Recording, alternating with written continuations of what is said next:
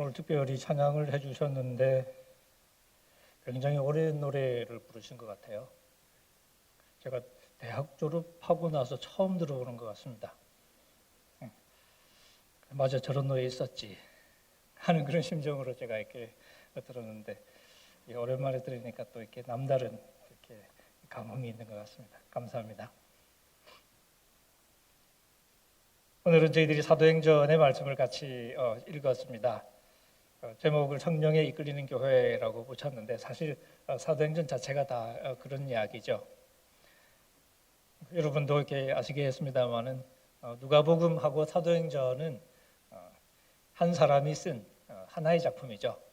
2부로 된 작품인데 1부에서는 나사렛 예수님에 관해서 다루고 2부에서는 그 나사렛 예수를 추종했던 제자들의 이야기를 다루고 있습니다. 그래서 이 누가복음과 사도행전을 붙여서 누가행전이라고 부르기도 하고요. 이게 이제 한 사람의 작품이다 보니까 아무래도 한 사람, 그 사람의 독특한 모습들이 이제 종종 보입니다. 예수님의 이야기를 두고 봐도 우리가 한 분 예수님이지만 그 한 분 예수님의 이야기가 마태에도 있고 마가에도 있고 누가, 요한 이렇게 네 가지가 있죠. 이처럼 성경은 우리에게 예수님의 모습을 단편적인 모습이 아니라 혹은 단면적인 모습이 아니라 좀 아주 포괄적으로 다층적으로 보여주죠. 그래서 우리가 마태복음을 읽을 때는 좋게 말하면 우리 교사이신 예수님을 조금 더 생각을 하게 되죠. 그리고 조금 이렇게 다르게 말하면 굉장히 좀 이렇게 날카롭다 그럴까요? 좀 속된 말로 까칠하다 그럴까요? 그런 느낌이 드는 그런 말씀을 많이 하시는 그런 예수님을 우리가 만납니다. 반면 누가복음 같은 곳에서는 오히려 조금 더 이제 부드러운 모습들, 오히려 주변에 있는 사람들을 찾아 나서는 그저 이렇게 소외된 사람들을 향해 다가가고 그런 사람들을 환영하고 그런 사람들을 하나님께로 회복하는데 주력하는 그런 메시아의 모습을 우리가 찾아볼 수 있습니다. 요한복음은 또 요한복음대로 아주 독특한 예수님의 모습을 그려주고 있죠.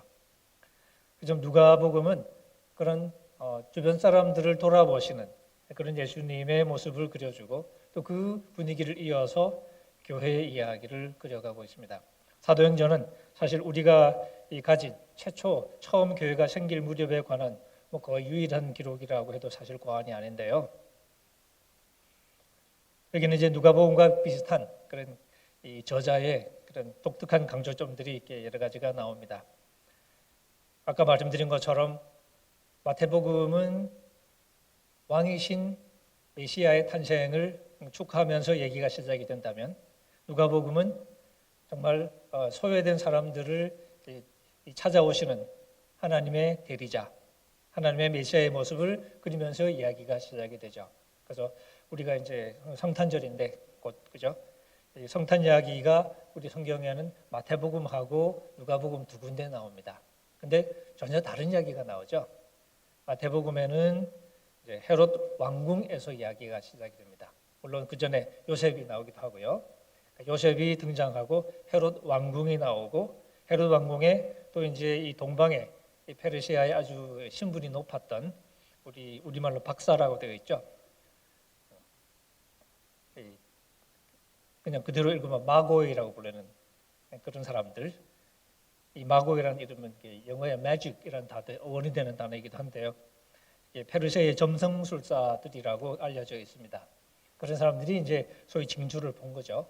이런 지체 높은 사람들이 왕이 났다는 이야기 메시지를 읽어내고 그리고 그 왕에게 경배하러 오고 그러니까 그 왕에게 어울리는 아주 이게 좀 번쩍거리는 비싼 그런 선물들을 들고 오는 이야기. 와서 왕을 찾고 왕이 있는데 왕을 찾으니까 또 한 왕이 열받고 그래서 그 왕 죽이려고 그러고 이런 이 왕에 관한 이야기. 처음부터 왕의 탄생이라는 측면에서 이야기를 그려내고 그래서 거기에 맞게 계속 경배하러 왔다, 경배한다, 나도 경배할게. 경배라는 단어가 계속 나옵니다. 반면 누가복음에서는 그게 아니죠. 그냥 평범한 여염집에 아기 하나 태어난 얘기입니다. 그래서 여기 왕궁이 나오면 큰일 나죠. 그림이 깨지죠. 그리고 아니나 다를까 이야기 시작할 때도 보면 남자 요셉이 안 나오고 마리아가 나오죠. 마리아가 나오고 엘리사벳이 나오고 물론 세례요한의 아버지가 나오긴 하는데 약간 좀 스타일 구기는 그런 모습으로 나오죠. 믿음 없어서 야단 맞는 이야기. 이처럼 여자들이 주인공이 되는 얘기가 등장하고, 그리고 아기가 태어나고, 천사가 또 왕궁이 아니라 들판에서 양을 치는 목자들, 그 당시에 굉장히 천대받았던 직업이죠. 그런 사람들에게 나타나고, 그리고 천사들이 이 아기에게 경배가 아니라 그냥 아기를 보러 갑니다. 그래서 누가복음에는 경배한다는 단어는 안 나오고 본다는 단어가 여러 번 나옵니다. 보러 가니까. 이처럼 누가복음 처음부터 이제 그런 분위기를 시작하죠. 왜냐하면 예수님이 하실 일 자체가 바로 종교적으로든 경제적으로든 사회적으로든 소외되어 있는 사람들에게 1차적인 시선을 주고 그 사람들에게 다가가고 그 사람들을 하나님의 공동체 속으로 회복하는 일, 그것이 가장 중요한 일이었기 때문에 그런 거죠. 그거 외에도 이 누가복음과 이렇게 사도행전에는 이렇게 공통되는 관점사들이 많이 보이는데, 그 중에 하나로 이제 우리가 말할 수 있는 것이 성령의 역동적인 이끄심에 대한 강조가 유난히 많이 나온다는 겁니다. 누가복음의 예수님은 처음부터 끝까지 성령의 능력으로 활동하는 분으로 묘사가 되고 있습니다. 누가복음 4장에 보시면 예수님이 고향 나사렛에 가서 처음으로 설교하는 장면이 나오는데, 그때 예수님이 읽으셨던 얘기가 이사야 얘기죠. 그 이야기에 보면 주의 성령이 나에게 임하셨다 하는 말씀으로 시작합니다. 예수님의 사역은 처음부터 끝까지 주의 성령이 임하시고 이루어진 일이었죠. 그리고 이 이야기는 예수님의 뒤를 따르는 교회의 똑같은 모습으로 재현이 됩니다. 그래서 사도행전 이야기는 사실 처음부터 끝까지 성령의 얘기다라고 말할 수 있고, 그래서 종종 학자들은 사도행전을 성령행전이라고 이렇게 부르기도 합니다. 그만큼 성령께서 역동적으로 움직이시는 모습이 이제 자주 나오죠. 그러니까 여기 나오는 교회의 모습은 성령에 이끌리는 교회의 모습이죠. 그러니까 열심히 적극적으로 활동하면서 성령의 에너지를 받았다. 이 정도의 얘기가 아니고요. 아주 그 행보 자체가 처음부터 성령에 의해서 주도되는 것이었다는 거죠. 그래서 사도행전에 나오는 교회의 모습은 정말 적극적으로 이렇게 현실을 개척해 나가는 모습이 아니라 성령께서 열어주시는 새로운 상황에 깜짝 놀라면서 당황하면서 그 상황을 수용하려고 바둥거리고, 그리고 거기에 맞추어서 신실하게 순종하려고 애를 썼던 그런 교회의 모습입니다. 그러니까 글자 그대로 성령께서 이끌어 주시고 교회는 그 이끄심에 따라가는 모습, 그것이 우리가 사도행전에서 볼 수 있는 교회의 모습입니다. 그래서 사도행전에는 새로운 상황을 조성해 나가시는, 새로운 상황을 창조해가는 성령의 이야기가 처음부터 펼쳐지고 있습니다. 사도행전 1장에는 예수님이 이 땅에서 제자들과 보내신 마지막 이야기가 기록이 되어 있죠. 사도행전 1장에서 우리는 비로소 예수님이 부활하신 후에 40일 정도를 제자들과 같이 있었다는 것도 알게 되고요. 근데 바로 그 대목에서 이제 유명한 말씀을 남기시죠. 1장 8절에 제자들에게 이제 예수님께서 떠나시기 직전의 상황이죠. 그때 하시는 말씀이 성령께서 임하시면 이라는 말씀을 하십니다. 오직 성령이 너에게 임하시면 너희가 능력을 받을 것이다. 그리고 너희가 나의 증인이 될 것이다. 성령의 임하심과 그 성령을 통해서 제자들이 능력 받을 것을 말씀하시고, 그리고 그 능력을 가지고 제자들이 예수님의 증인이 될 것이라는 얘기를 이렇게 해주시는데, 그 증인이 되는 그 범위가 예루살렘과 온 유대와 사마리아. 예루살렘 이해가 되죠. 유대도 이해가 되고, 근데 예수님의 말씀은 사마리아까지 포함시키고 그 다음에 급기야 땅 끝까지 그렇게 될 거라는 거죠. 이런 말씀을 마지막으로 남기시고 예수님은 제자들과 이제 빠이빠이 하셨습니다. 그러니까 성령에 대한 약속을 마지막으로 남기고 가신 거죠. 이런 거 보면 요한복음 분위기가 좀 비슷한 면이 있죠.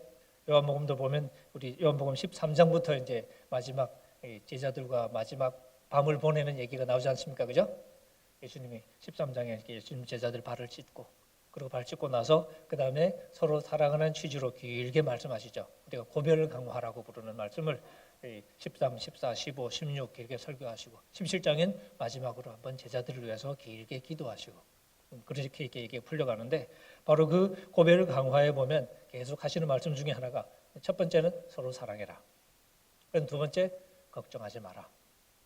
나는 가지만 내가 가는 것이 유익하다. 오히려 내 뒤에 또 다른 보혜사가 오실 것이다. 라고 말씀하시면서 성령의 오심을 이렇게 약속하시는 그런 얘기가 나옵니다. 근데 사도행전도 똑같은데 사도행전은 이제 제자들을 안심시키는 차원보다는 이제 제자들의 사명의 차원에서 이제 그 말씀을 우리에게 들려주고 있죠.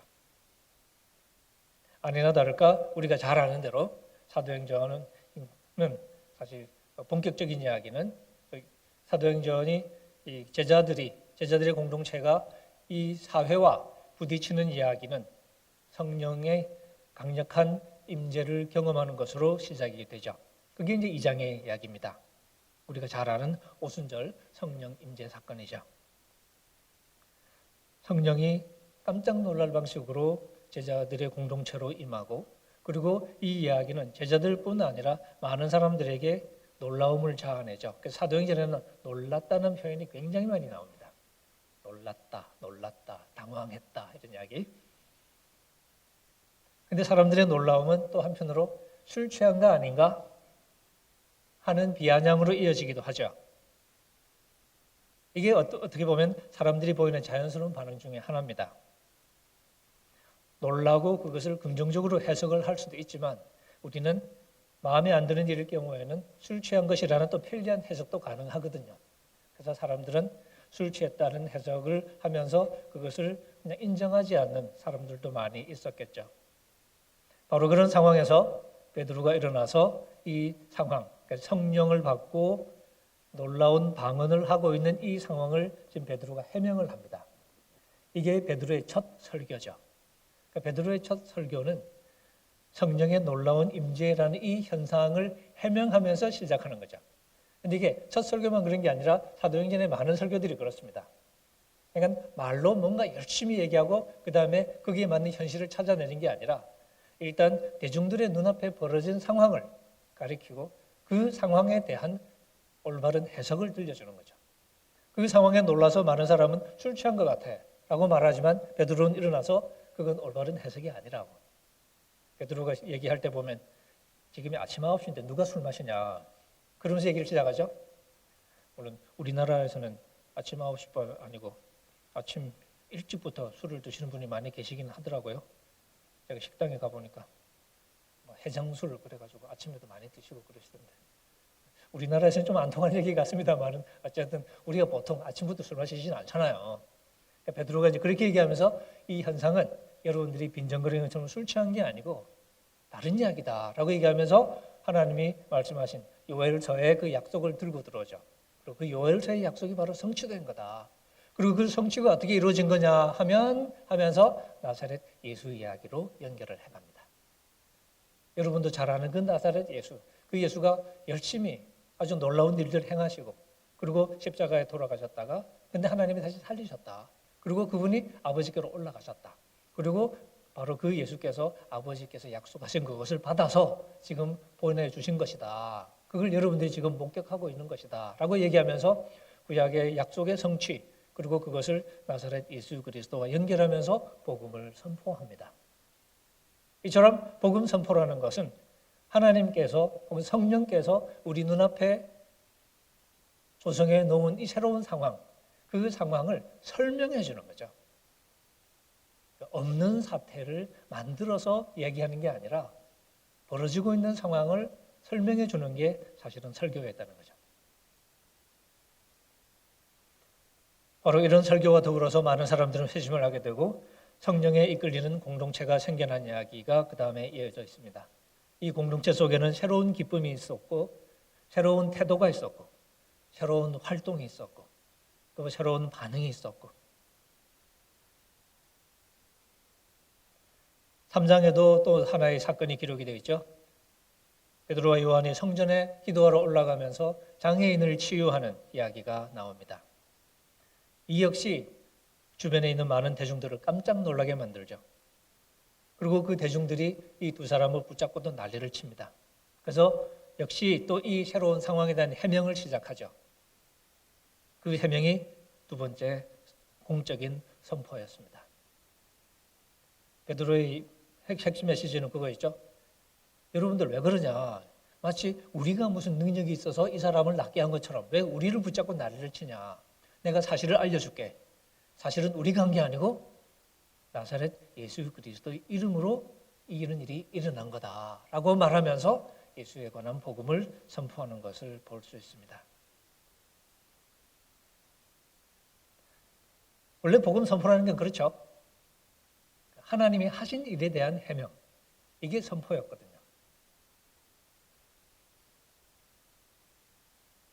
근데 오늘 많은 경우에는 선포할 일은 별로 없는데 우리가 성경을 열심히 뒤져가지고 혹은 여러 가지 책을 읽고 이것저것 뒤져서 그럴듯한 말을 해야 되는 그런 설교가 참 많잖아요. 그죠? 그러니까 뭐 들을 때는 그런가 보다 해도 듣고 나면 별 재미도 없고 의미도 없는. 왜냐하면 아무 일도 안 일어나니까. 4장부터 보면 지도자들이 혹은 교회가 예루살렘, 소위 이스라엘의 그 종교적인 정치적인 지도자, 특히 이제 사두개파가 이렇게 대표적이죠. 이 사람들로부터 박해받는 이야기가 시작이 됩니다. 하지만 교회는 이런 박해에도 불구하고 성령께서 주시는 기쁨으로 상황을 마주하면서 당당하게 어려움을 헤쳐가는 것을 볼 수 있습니다. 물론 늘 이렇게 멋진 모습으로 가지는 않죠. 우리가 살아보면 알지만 좋은 거는 또 이렇게 처음에 잠깐 그렇고 그 다음에 힘들고 그럴 때가 많지 않습니까? 그죠? 그러니까 사도행전에도 마찬가지죠. 저도 자라면서 초대교회로 돌아가자 이런 얘기를 참 많이 듣는데 지금 이제 제가 하는 얘기는 어디로 돌아갈지 조심해야 된다. 초대교회도 잘못 돌아가면 큰일 나죠. 초대교회로 간다고 갔는데 고린도교회 같은 데 가면 이거 박살나는 거지. 그런 데로 가면 절대 안 되죠. 갈 수 있는 데는 딱 한 군데 같아요. 예루살렘 교회, 그것도 4장까지만. 그 다음부터는 이제 골치 아픈 얘기가 시작이 됩니다.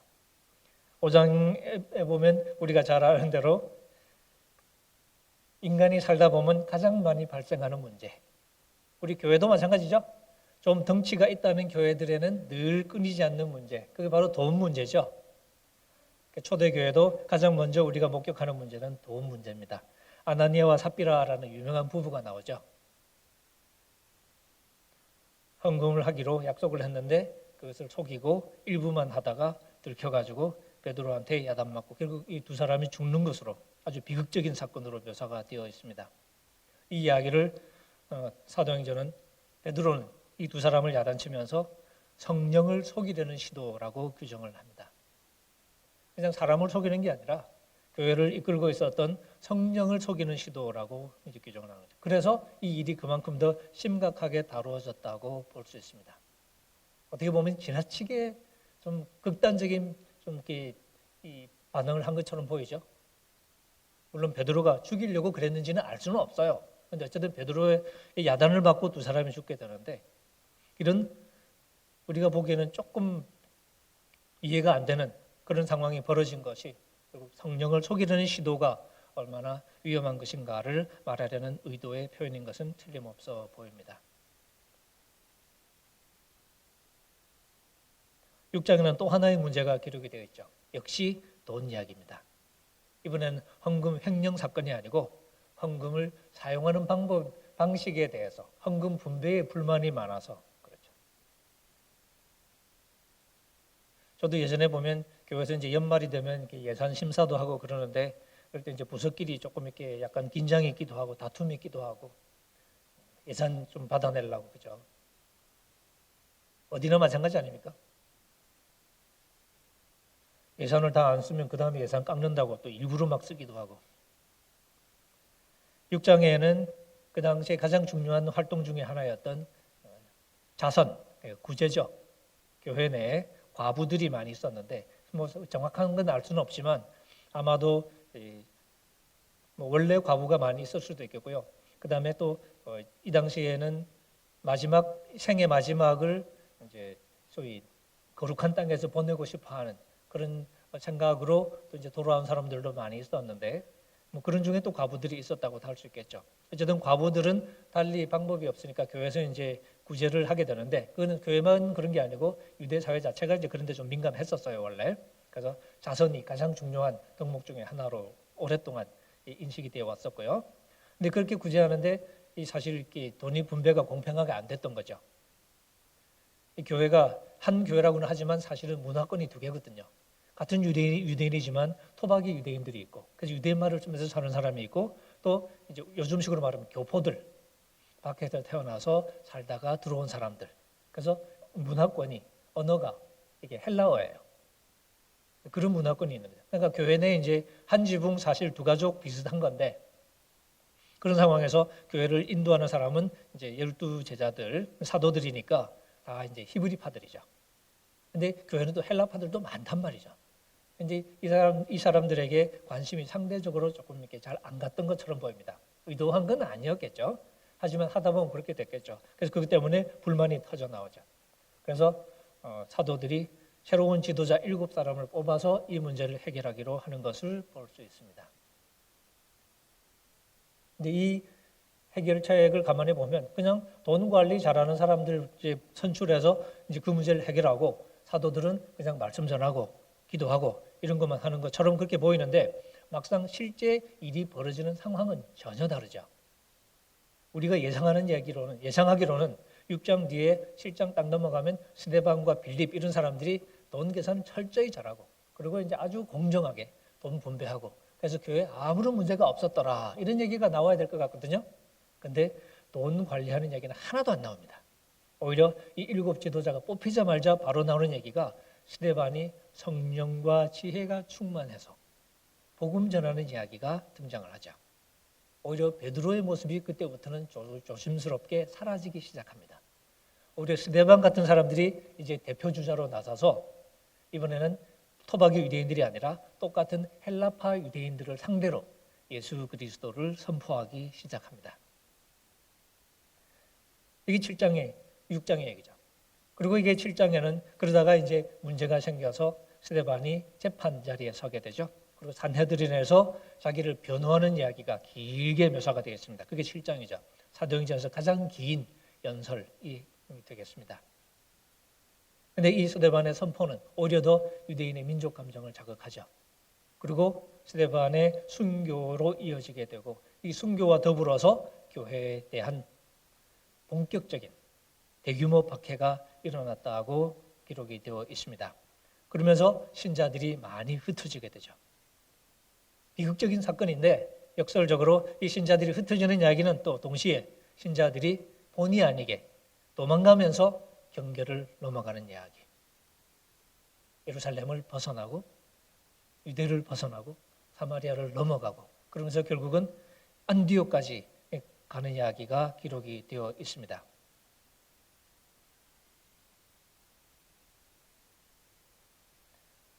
그러고 나서 8장에 보면 이번에는 스데반이 아닌 빌립, 역시 7, 우리가 집사라고 많이 부르는데 집사는 아니고요. 그냥 7 지도자라고 하십시다. 7 중에 하나였던 빌립 이야기가 묘사가 되어 있습니다. 12제자 빌립하고 아무 상관없는 전혀 다른 빌립입니다. 근데 이 사람은 처음에 사마리아의 복음을 전하는 이야기가 묘사가 되어 있죠. 은근슬쩍 이렇게 경계를 넘습니다. 사마리아는 사실 그 당시 아예 이방인 취급을 받던 그런 동네였죠. 그리고 전통적으로 유대인들과 사마리아인 사이에는 아주 심한 감정의 골이 있었습니다. 역사적으로 비극적인 사건이 얽히면서 서로를 향한 적대감이 아주 심했거든요. 근데 그 사마리아로 가서 빌립이 복음 전하는 이야기가 8장에 기록이 되어 있습니다. 그리고 그 사마리아의 이 전도의 완성은 결국 베드로와 요한이 내려가서 사마리아 사람들로 하여금 성령을 받게 하는 이야기로 연결이 되고 있습니다. 그게 첫 번째 에피소드고요. 그 다음에 빌립에 관한 이야기가 또 하나 나오는데요. 그래서 이 8장은 보통 빌립 행전이다 이렇게 부르기도 해요. 작은 빌립 행전. 작은이라는 이름을 붙인 것이 빌립 행전이라는 책이 또 다른 게 또 있습니다. 긴 책이. 그래서 그런데 어쨌든 이 두 번째 이야기에 보면 아예 성령께서 직접 빌립에게 지시하는 흥미로운 장면이 나옵니다. 그 지시를 따라서 이 빌립은 전혀 유대인이 아닌 한 사람, 우리가 잘 아는 대로 이디오피아 여왕의 타이틀이 간다게인데요. 이집트의 왕을 바로라고 하는 것처럼 이 이디오피아 여왕을 간다게라고 그러는데, 그 간다게 여왕의 재무장관이죠. 그 사람이 유대교 신자처럼 된 거죠. 그러니까 그랬던 사람인데 그 사람을 만나서 그 사람에게 복음을 전하라는 명령을 내립니다. 그래서 빌립은 그야말로 성령의 지시를 따라서 그 사람에게 접근하게 되고 그 사람에게 복음을 전하고, 그리고 그 사람에게 세례를 주게 되죠. 그리고는 그 사람과 헤어지는 이야기. 이런 아주 흥미로운 얘기가 묘사가 되어 있습니다. 그러니까 성령께서 그렇게 하라고 시키신 거죠. 9장에는 우리가 잘 아는 대로 사울의 회심 이야기가 묘사가 되어 있습니다. 사울이 회심하고 싶었을까요? 깊은 고뇌에 쌓여 있다가 아무래도 이 유대교는 아닌 것 같아 라는 깊은 회의에 빠져 있다가 뭔가 좀 다른 길을 찾아볼까 고뇌하고 있다가 그러다가 주님을 만났을까요? 그게 아니죠. 사도행전 보시면 살기를 내뿜었다라고 되어 있습니다. 그러니까 이 교회를 없애야만 우리 유대교가 살아날 수 있다고 생각을 했던 것처럼 보이죠. 그래서 교회를 없애기 위해서 앞장을 섰던, 그래서 살기를 뿜으면서 그 활동의 하나로 다메섹을 향해 가던 사울. 근데 그 사울이 본의 아니게, 정말로 본의 아니게 부활하신 예수님과 마주치는 이야기가 기록이 되어 있습니다. 이런 사건을 우리가 은혜의 사건이라고 그러죠. 본인은 정말 조금도 의사가 없었는데 그냥 주님이 갑자기 그 앞에 나타나신 거죠. 그래서 그를 박해자가 아니라 이제는 이방인의 사도로 부르시는 이야기, 그게 9장의 이야기입니다. 이런 식으로 보면 사도행전의 이야기는 처음부터 계속 신자들 편에서의 어떤 깊은 연구 혹은 깨달음, 이런 이제 이 통찰에 의해서 조금씩 계획이 세워지고 그 계획이 성취되고 그렇게 진도가 나가는 게 아니라 제자들은 아무 생각이 없어요. 처음부터 하나님께서 감당이 안 될 법한 그런 상황을 만들어 가시는 거죠. 그리고 그런 상황에 당황하면서 제자들은 당황하지만 그런 중에도 최선을 다해서 그 상황에 대처하려고 하는 모습, 그 상황에 가장 신실한 방식으로 이제 응답하려고 하는 모습을 보여주는 거죠. 그 상황은 하나님께서 만드셔요. 제자들은 그 상황에 응답하는 거죠. 글쎄요, 이 상황에 아주 신실하게 그리고 최선을 다해서 이렇게 응답하려고 했다는 그게 공헌이라면 공헌일 수 있겠습니다. 하지만 실제 역사의 흐름 자체는 제자들이 가졌던 비전도 제자들이 세웠던 계획도 아니죠. 그냥 하나님께서 성령께서 주도적으로 만들어가는 것이죠. 그래서 이런 새로운 역사의 전개는 제자들에게도 깜짝 놀랄 만한 일들의 연속일 수밖에 없었습니다. 반가웠지만 당황스러운 거죠.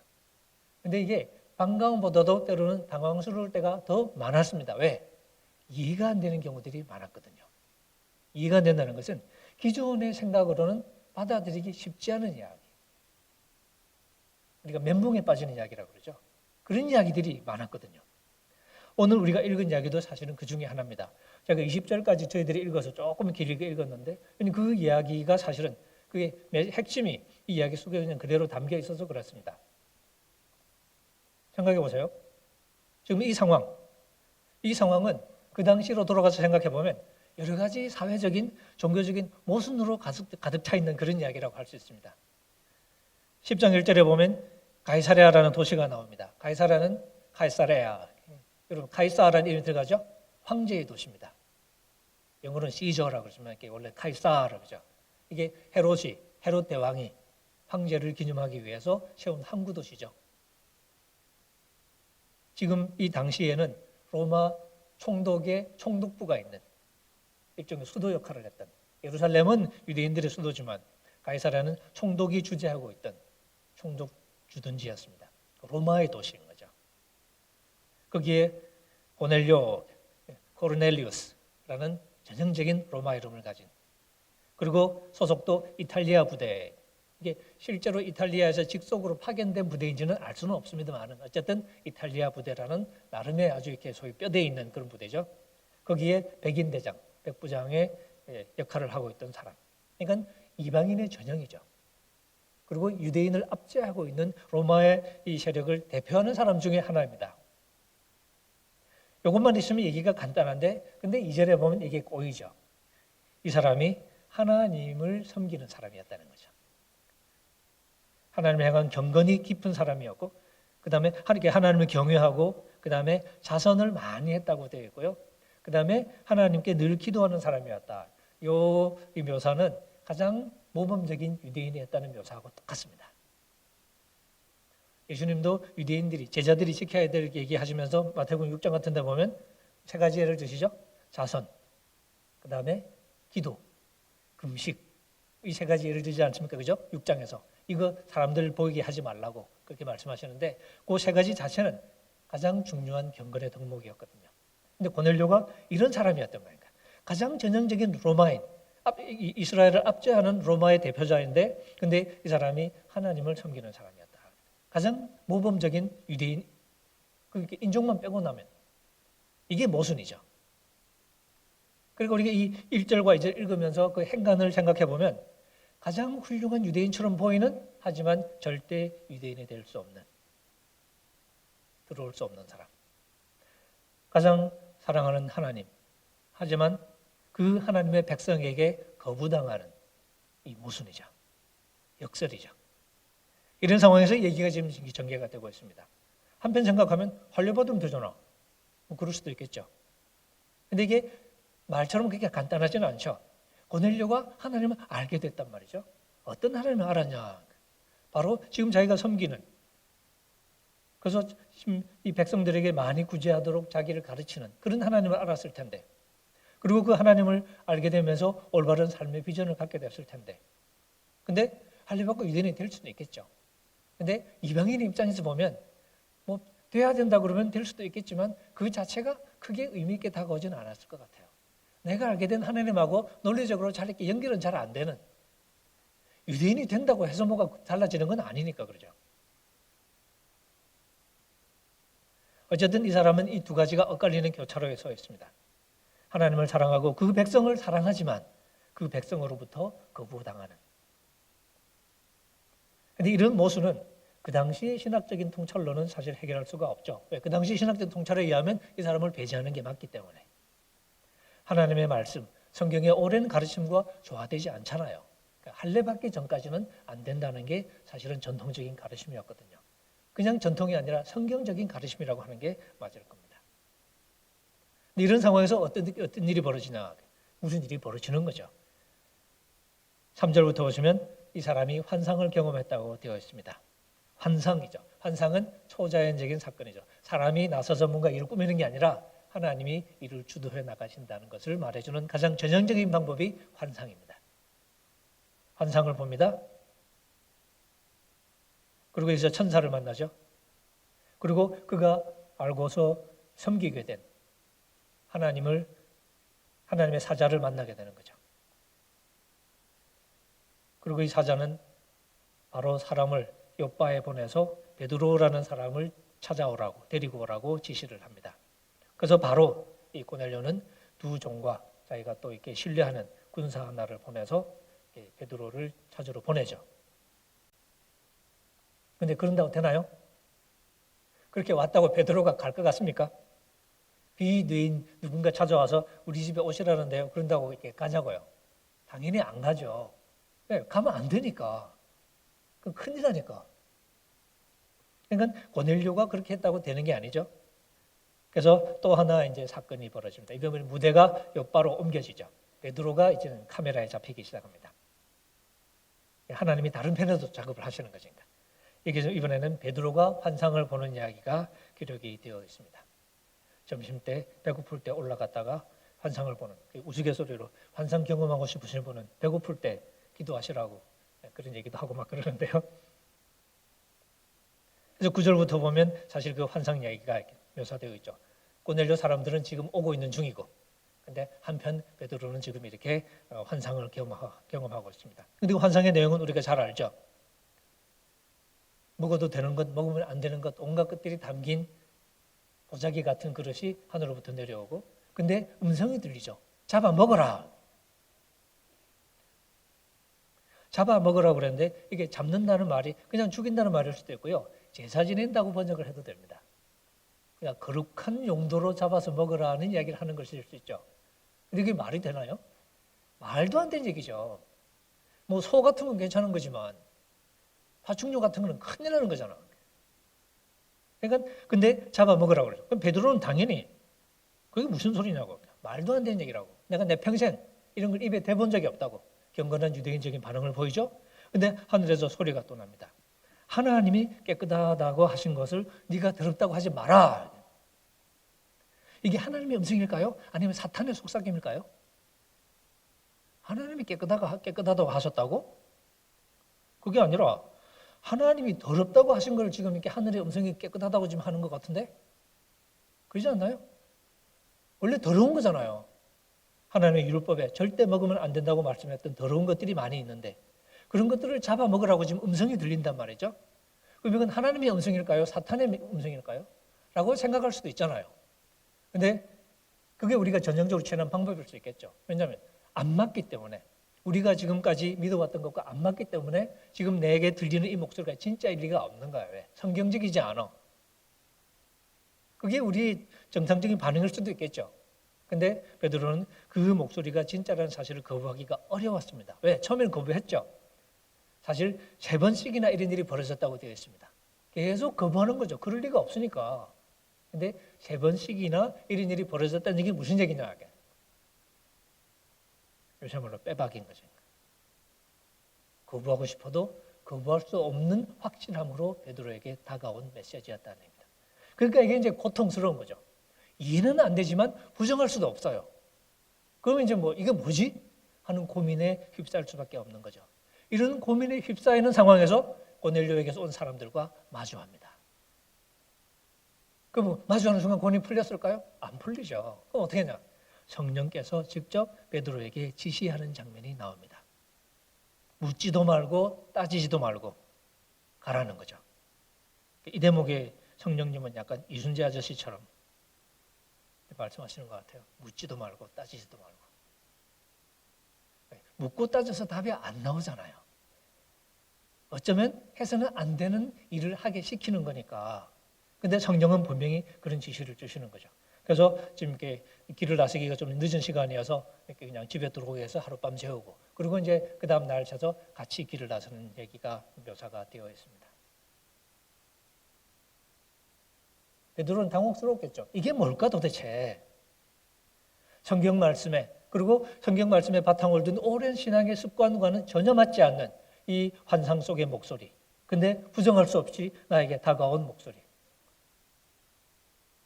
이런 상황은 베드로가 신학적으로 깊이 숙고하고 그 다음 또 다른 사람과 토론하고 그러면서 한 게 아니라 그냥 상황과 마주친 거예요.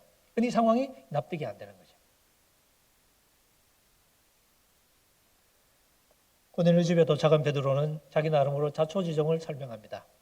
그런데 28절에 보시면 불법을 그 당시로서는 해서는 안 될 일을 한다는 사실을 이야기를 하죠. 이게 쉽지가 않은 거죠. 근데 이 불법을 성령의 지시로 지금 하고 있는 거죠. 이 말이 될까요? 근데 이런 일이 지금 벌어지고 있는 거죠. 하나님께서 이런 불법을 자행하라고 지시하신 것이니까. 다시 말하면 지금까지는 불법이 분명히 했어요. 성경적으로. 근데 이제는 이게 불법이 아니라고 말씀하시는 거니까. 이런 경계를 우리가 넘어갈 수 있을까요? 이게 제자들의 깨달음에서 시작된 거면 넘어갈 수 있겠지만 아니라고 발부둥치는 제자들을 두들겨 패가지고 새로운 상황을, 새로운 생각을 받아들이게 만드시는 거죠. 그래서 사도행전 이야기는 사실 말이 쉽지 생각처럼 쉽지가 않습니다. 이게 되나?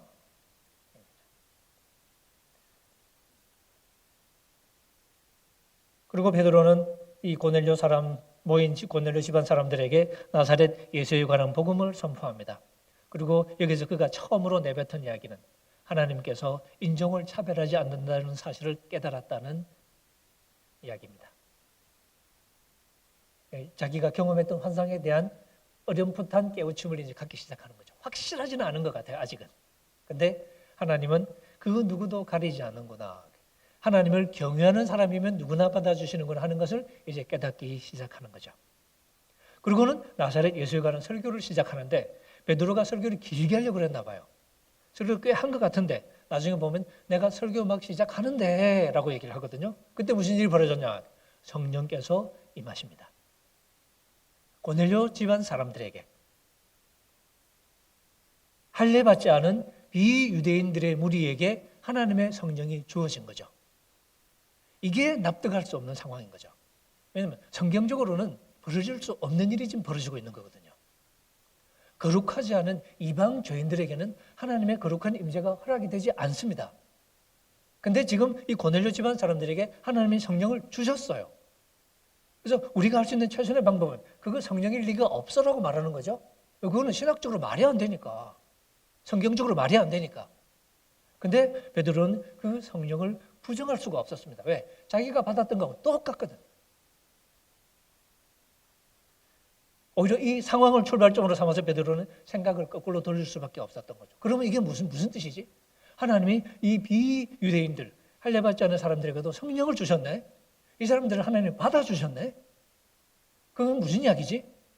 이러면서 베드로는 자기의 기존의 생각을 뜯어고치기 시작하는 거죠. 이게 뜯어고쳐야 할 기존의 생각은 상당 부분이 성경에 기초한 생각들이었던 거죠. 베드로는 하나님께서 비유대인들을 받아주셨다는 이 확실한 상황, 확실한 증거를 부정할 수가 없었습니다. 그리고 베드로는 자기 하나님께서 만들어 가신 이 새로운 상황에 과감하게 순종하죠. 47절에 보면 이렇게 나옵니다. 내가 누구라고 하나님을 맡겠냐라고 이야기하면서 고넬료 집안 사람들에게 세례를 베풀어 줍니다. 그리고 교회로 받아들이죠. 이런 과감한 행동의 배후에는 하나님이 하셨다는 사실에 대한 확신이 있었던 거죠. 근데 이 확신이 사실은 거의 불가능한 확신에 가까운 거죠. 성경에서는 도출되기 어려운 확신이라서. 그래서 베드로도 오늘 우리가 많이 그러는 것처럼 새로운 상황적인 계시를 가짜라고 고집할 수도 있었겠죠. 그럴 리가 없다고 말할 수도 있겠죠. 왜냐하면 성경하고 안 맞으니까. 그거 성령일 리가 없다고. 그렇게 멋진 신학적인 논리를 펼 수도 있었을 것입니다. 하지만 베드로는 혹은 교회는, 당시의 교회는 하나님의 새로운 계시에 무릎을 꿇었습니다. 그러면서 누가 하나님의 백성인가에 관한 기존의 답을 내려놓고 새로운 답을 받아들이게 되었죠. 상황을 잘 모르는 교회는 나중에 베드로를 한참 야단치죠. 무할례자의 집에 가서 밥 먹었다고. 근데 베드로가 자초지종을 하나하나 설명을 해줍니다. 특별히 성령께서 임하셨던 이야기를 설명을 다 해주죠. 도발적인 발상과 발상의 만남이 아니라 환상과 환상의 만남이었던 거죠. 이 성령에 관한 이야기까지 다 듣고서 유대교회가 비로소 고개를 끄덕이죠. 그 결론이 11장 18절에 나옵니다. 이제 하나님께서 다른 민족에게도 생명에 이르는 회개를 허락해 주셨구나. 이 11장 이후 이 다음에 저자는 사도행전 저자는 흥미롭게도 다시 시간을 거슬러서 스데반 순교 당시의 바켓 이야기, 그때 흩어졌던 신자들 이야기로 옮아갑니다. 그들이 흩어져서 유대 지방을 넘어서 안디옥까지 가는 이야기, 그리고 처음에 그 사람들이 유대인들에게만 복음을 전하는 이야기. 당연히 그죠? 이방인들하고 관계없는 얘기니까. 하나님이 메시아를 보내서 자기 백성을 건지는 이야기가 복음이니까. 근데 그랬던 것을 이 사람들이 은근슬쩍 비유대인에게까지 복음을 전하기 시작하는 이야기가 기록이 되어 있고, 그리고 그 비유대인들이 복음을 환영하는 이야기가 묘사가 됩니다. 이렇게 복음이 그 힘겨운 경계를 넘어가는 이야기. 그렇게 해서 세워진 교회가 안디옥 교회죠. 최초의 다민족 공동체 교회. 초대교회 역사에서 또 하나의 전환점이 되는 아주 이렇게 유명한 교회죠. 이렇게 경계를 넘어가는데 이 경계가 쉽게 넘어가시냐 이거죠. 그래서 교회 내에도 끝내 이 경계를 넘어갈 수 없었던 사람들이 많이 있었습니다. 교회뿐만 아니라 바깥에서 보면 대부분의 유대인들은 이 경계를 허물면서 몸집을 불려가는 교회 공동체를, 예수 공동체를 용납할 수가 없었죠. 그래서 대부분의 유대인들은 교회를 거부했습니다. 하나님의 복음 이야기는 이처럼 말도 안 되는 것 같은 그런 깨달음을 사실 강요할 때가 있죠. 하나님은 그가 선택하신 인종의 경계보다 더 크신 분이라는 이 깨달음. 오늘 우리는 뻔해 보이죠. 우리는 어차피 유대인 아니니까, 우리는 택한 백성 아니니까 뻔해 보이는데 유대인의 입장에서는 어땠을까요? 하나님이 우리를 택했었는데, 전통적인 유대인에게 이 우리 유대인이라는 이 선택과 살아계신 하나님을 분리하는 것은 죽음보다도 사실은 실은 죽음보다 힘든 경험이었을 겁니다. 그래서 대부분은 그걸 거부했죠. 그리고 받아들인 바울의 경우는 자기의 유대교 시절과 그리스도 안에 있게 된 시절을 비교할 때 바울은 때때로 죽음의 언어를 사용하기도 합니다. 자기가 율법에 대해서 죽었다. 혹은 내가 그리스도와 함께 십자가에 못 박혀 버렸다. 현재 완료를 써서. 그리고 자기는 새로운 존재가 되었다. 이게 인간의 통찰로 이루어질 수 있는 건 아니죠. 하나님이 해나가신 상황에 대한 순종으로서만 가능한. 초대교회 상황을 이렇게 읽으면서 오늘 우리의 상황을 잠깐 또 생각을 해보게 됩니다. 우리가 말하는 성경적 신앙이란 무엇이었을까요? 무엇일까요? 1세기 당시에 베드로의 입장에서 성경적 신앙을 지킨다는 건 무슨 뜻이었을까요? 하늘의 그 환상의 목소리를 끝내 거부하는 것이 성경적인 신앙이었을까요? 이 시대에 하나님께 순종한다는 말은 무슨 뜻일까? 우리가 진리라고 고백하는 이 하나님의 말씀, 성경, 오래전에 기록된, 가장 최근의 것도 2000년 전에 기록된 이 하나님의 말씀, 이 하나님을 우리는 믿고 고백합니다.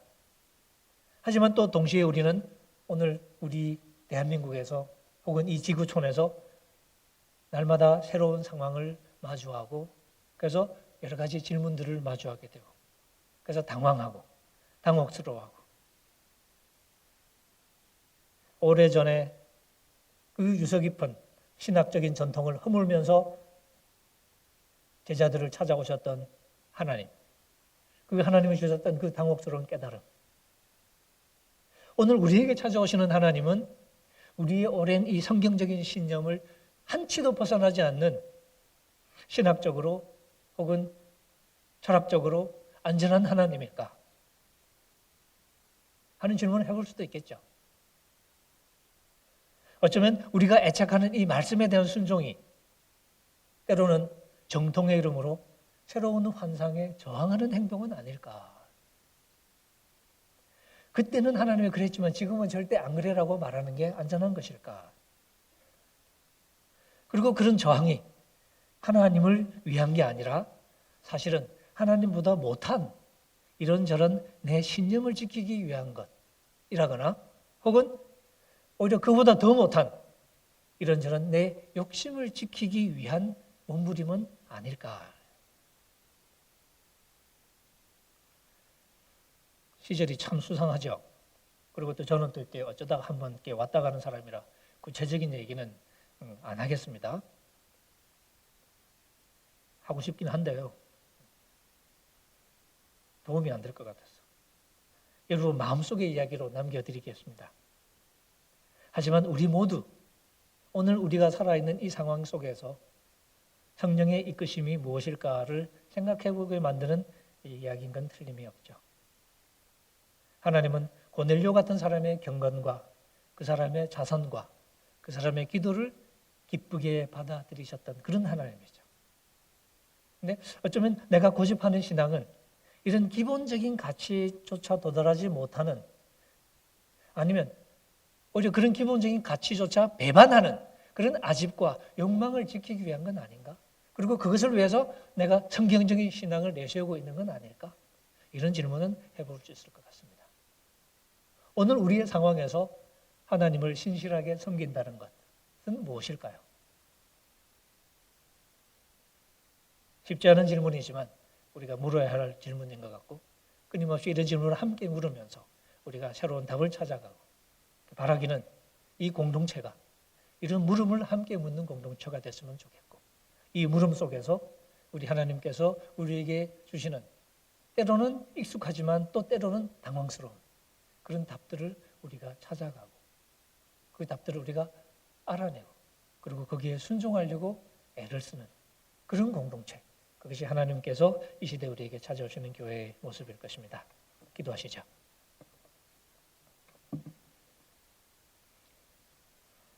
때로는 우리가 이해할 수 있는 모습으로 우리에게 다가오시고 그래야 우리를 깊은 고뇌에 빠뜨리시는 하나님 아버지, 우리는 여러 가지 모습으로 하나님을 이해하지 못해서 당황스러워합니다.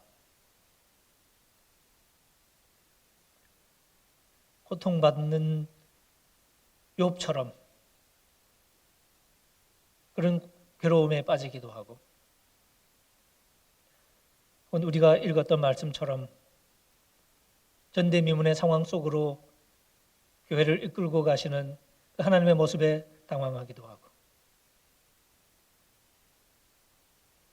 오늘 우리 역시 우리 나름의 모습으로 여러 가지 어려운 문제들을 바라보며 살아갑니다. 이런 상황 속에서 우리 하나님은 어디에 계시는 것일까 질문을 해봅니다.